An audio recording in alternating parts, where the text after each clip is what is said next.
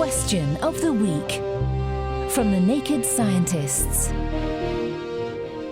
Hello and welcome to Question of the Week. I'm James Titko. This time we're answering this one from Svar. In Africa, there are stories of snakes becoming tame when around breastfeeding babies. There would even be instances when a breastfeeding mother would spray breast milk on the snake to tame it. Is this a legend, or is there a scientific explanation to this phenomenon? Thanks for that, Svar. It's quite the image, isn't it? It seems this story is common in this part of the world. Here's Dr. Fortunate Mafeta-Faka, herpetologist at Northwest University in South Africa. This story comes up a lot, and a lot of the stories that do come up, I can put some sort of scientific explanation behind it, but not always. Like the milking part where you spray the snake with milk and to tame it, that is something I cannot explain. Typically, snakes are feared, and a lot of people want to kill them on sight.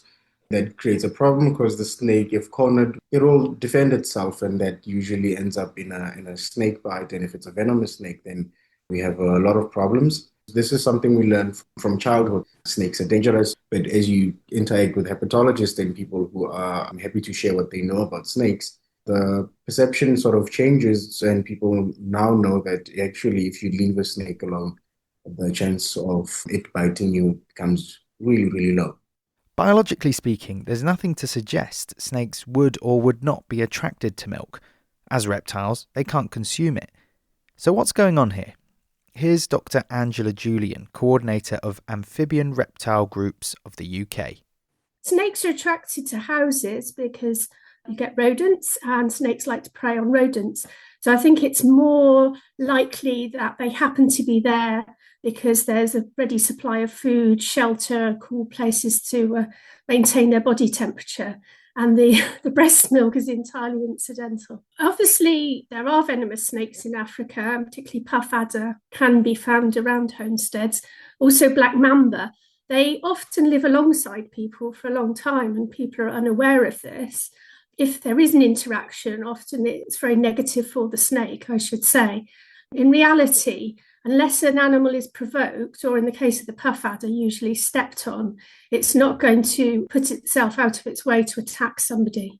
I can't see a connection between breast milk and snakes. I think the connection is a lot of what they call house snakes are generally non-venomous. They're probably habituated to humans. If they're not actively pursued and threatened, they will go on their merry way. It's just coincidence, not a causal relationship. Snake is there whilst the mother is otherwise engaged. And because she's otherwise engaged, she's not perhaps paying attention to the snake in the way she normally would be. Angela Julian, coordinator of amphibian reptile groups of the UK, and before her, Dr. Fortunate Mafeta-Faka, herpetologist at Northwest University in South Africa.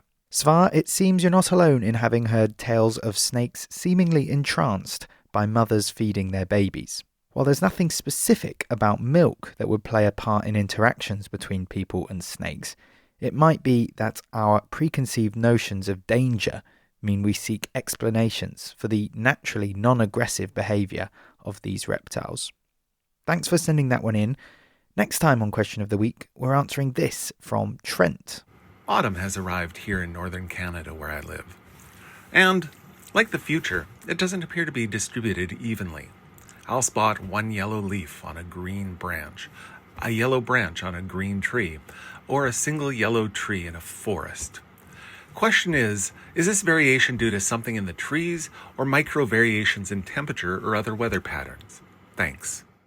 If you've got any thoughts on this or any of our other questions, please feel free to log into nakedscientists.com/forum to have your say. We're also always looking for new questions which you can send to chris@thenakedscientists.com.